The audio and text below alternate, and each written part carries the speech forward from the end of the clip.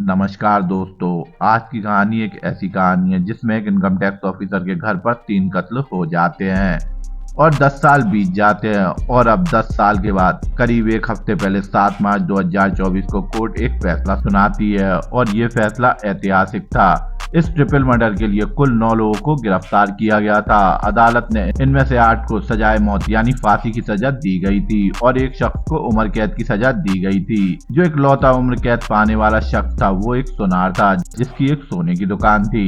तो दोस्तों आइए जानते हैं क्या है ये मसला। तो दोस्तों अंत तक बने रहिए, बहुत ही रोचक वीडियो है।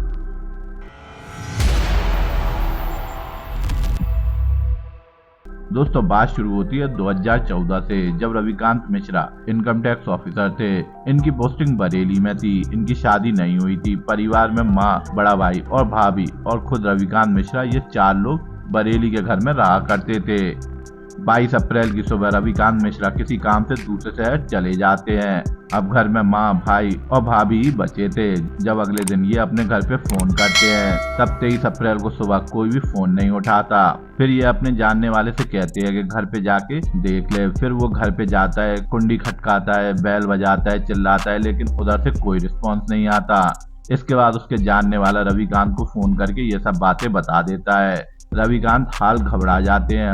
इसके बाद ऑफिसर रविकांत अपने घर की ओर वापस बरेली आ जाते हैं और घर पहुंचते पहुंचते उन्हें करीब सुबह के 11 बज चुके थे। वो जैसे ही घर पहुंचते हैं उन्होंने देखा दरवाजा बंद है। वो पीछे की तरफ जाते हैं तो देखते हैं कि खिड़की की लोहे की ग्रिल टूटी हुई है। ये देखकर वो डर जाते हैं और उन्हें यकीन हो जाता है कि कुछ ना कुछ तो गड़बड़ है। फिर वो पीछे की तरफ जाते हैं तो एक दरवाजे की कुंडी टूटी हुई थी, दरवाजा खुला था। फिर जो उन्होंने देखा वो देख के हक्के बक्के रह चुके थे। वे जैसे ही अंदर दाखिल होते हैं वे देखते हैं कि सीढ़ी पर खून से लथपथ उनकी माँ की लाश पड़ी हुई है। उनकी माँ का नाम पुष्पा था। फिर वो तुरंत अंदर अपने भाई और भाभी के रूम में जाते हैं और उन्हें आवाज देते हैं। इसके बाद वो देखते हैं कि बेडरूम में उनके भाई योगेश और उनकी भाभी प्रिया की लाश पड़ी हुई है और वो दोनों खून से लथपथ हैं। फिर वो ऑफिसर अपने घर से बाहर निकलता है और मोहल्ले वालों को बुला लेता है और इसकी इन्फॉर्मेशन पुलिस को मिल जाती है। पुलिस की एक टीम वहां पहुंचती है क्योंकि एक इनकम टैक्स ऑफिसर के घर पर 3 मौतें हो चुकी थी, इसलिए ये केस हाई प्रोफाइल बन चुका था। बात लखनऊ तक पहुंच जाती है। फिर फौरन जिला के आरा पुलिस अफसर स्पॉट पर पहुंच जाते हैं। अब तफ्तीश शुरू हो चुकी थी। तो दोस्तों पहले घर का सारा क्राइम सीन देख लेते हैं। घर की सारी अलमारियां खुली हुई थी, ड्रॉअर भी खुले हुए थे, पैसे गहने सब गायब थे। फिर डॉक्टर ने जब लाश को देखा तो उसका खून सूख चुका था और वह जम गया था। इसका मतलब साफ था कि ये कत्ल रात को हुआ है और लाश को 11-12 घंटे हो चुके हैं। अब सवाल ये उठ रहा था कि एंट्री कहाँ से हो सकती है। तभी पुलिस वाले देखते हैं कि बराबर में कंस्ट्रक्शन चल रहा है। फिर ये अंदाजा लगाया जाता है कि बगल वाले घर की छत से कातिल आए होंगे और लूट को अंजाम दे दिया होगा। फिर ये मामला लूट का था, लेकिन कई बार ऐसा होता है कि क्राइम सीन को बदलने और पुलिस को उलझाने के लिए कातिल इस तरह के सीन क्रिएट कर देते हैं। तो पुलिस को लगा कि किसी से दुश्मनी के चलते ये कत्ल किया गया होगा क्योंकि वो एक इनकम टैक्स ऑफिसर थे। फिर जब उनसे पूछा गया तो उनका ये कहना था कि उनकी किसी से कोई दुश्मनी नहीं है। अब फॉरेंसिक की टीम आती है। टीम ने तफ्तीश से इन्वेस्टिगेशन की पर उन्हें वहाँ कोई सुराग नहीं मिला जिससे कातिल तक पहुंचा जा सके। समय गुजरता गया। फिर वहाँ पर एक यंग एसपी आते हैं जिनका नाम रविंद्र घोड़ा था, जो आज कमिश्नर बन चुके हैं।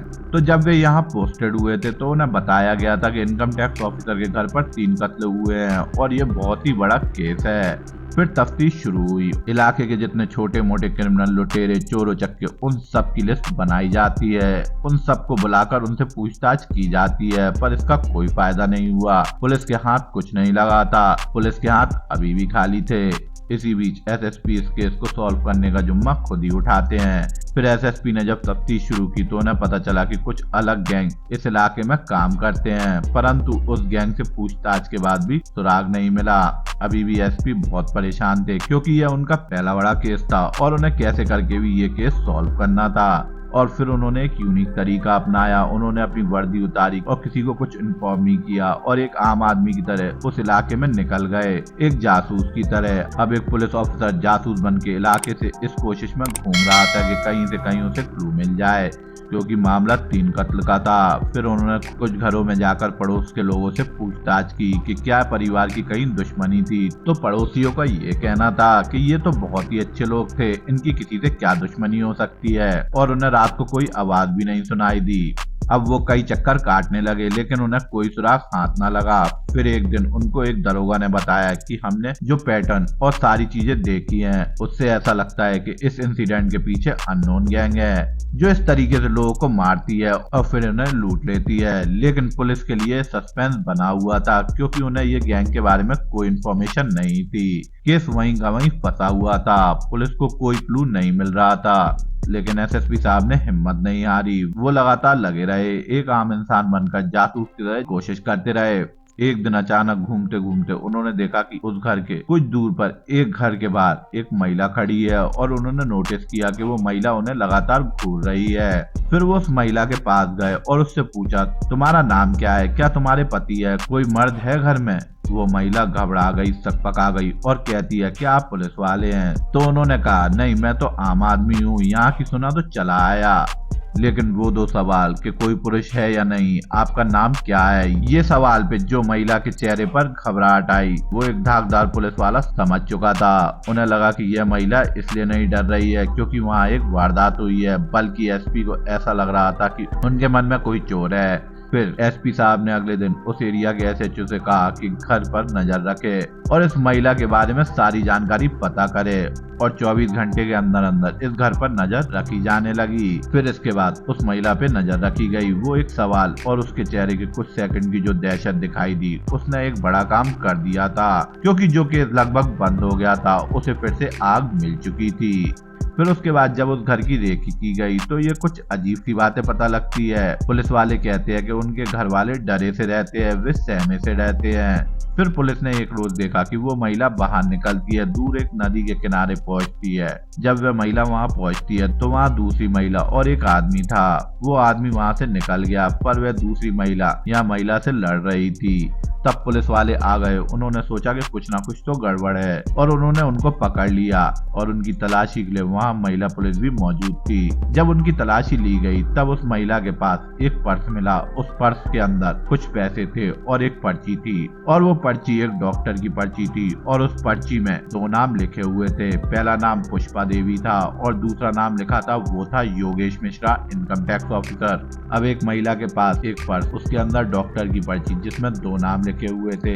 तब तक पुलिस ने इनकम टैक्स ऑफिसर को बुला लिया था। इनकम टैक्स ऑफिसर से पूछा गया, क्या आप इस डॉक्टर की पर्ची को जानते हैं? तो उन्होंने कहा, नहीं, मैं इस डॉक्टर को नहीं जानता, ना ही इस पर्ची को जानता हूँ। लेकिन जैसे ही इनकम टैक्स ऑफिसर ने वो पर्स देखा, वह अचानक चौंक गया था और उसने कहा कि ये पर्स मेरे भाई का है, जिनका कत्ल हो चुका है, जो एक बहुत बड़ा एविडेंस था, क्योंकि जिस घर पे कत्ल हुआ, लूटपाट हुई, और एक महिला के पास वो पर्स, और पर्स के अंदर एक रहस्यमयी पर्ची जिसमें 2 नाम लिखे थे, और वो 2 नाम थे पुष्पा, जो इनकम टैक्स ऑफिसर की माँ थी, और दूसरा नाम खुद इनकम टैक्स ऑफिसर का था।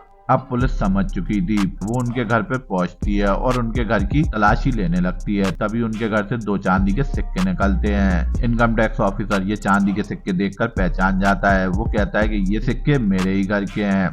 इसके बाद उन महिलाओं से उनके पति और बाकी लोगों का नाम पूछा गया और धीरे धीरे करके कुल 9 लोग पकड़े गए। जब 9 लोग पकड़े गए, इसके बाद पुलिस की टीम उनसे पूछती है कि सामान कहाँ है, तो उन्होंने कहा कि सामान सुनार को भेज दिया है। दोस्तों, उस सुनार को पकड़ा गया क्योंकि उस सुनार को ये सब पता था कि ये सारा सोना कत्ल करके लाया गया है, लेकिन उसने अपने लालच के चलते ये सब पुलिस को नहीं बताया था। फिर पुलिस ने पूछताछ की कि बाकी का सामान कहाँ है, तो महिला उसे नदी के किनारे ले जाती है। वहाँ पर एक गड्ढा खोदती है, उसके अंदर से लूट का सामान, जेवर और कैश दवा रखा था, उसे निकाला जाता है। इस सिलसिले में कुल 9 लोगों को गिरफ्तार किया गया उस सुनार समेत। फिर इस केस की चार्जशीट तैयार की जाती है और अगले 10 सालों तक मुकदमा चलता रहा। पुलिस ने सॉलिड केस तैयार किया था। आखिरकार 10 साल के बाद 7 मार्च 2024 को बरेली के सेशन कोर्ट ने अपना फैसला सुना दिया, और फैसला ये था कि जिस बेदर्दी के साथ 3 लोगों ने कत्ल किया था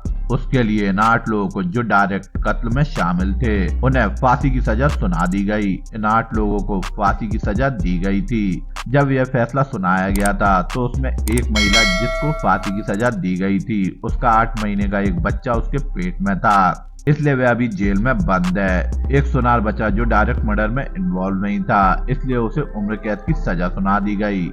लेकिन जिस तरीके से एक पुलिस अफसर ने खुद एक जासूस बनकर एक अलग नजरिए से एक अलग सोच के साथ इस केस की तफ्तीश की और एक महिला के कुछ पल के चेहरे की घबराहट ने कैसे क्लू दे दिया था, ये इसका बेहतरीन नमूना है दोस्तों। इसलिए कहा जाता है अगर पुलिस अपने पे उतर जाए तो किसी भी केस को सुलझा देती है, बस नियत साफ होनी चाहिए और मेहनत पूरी होनी चाहिए।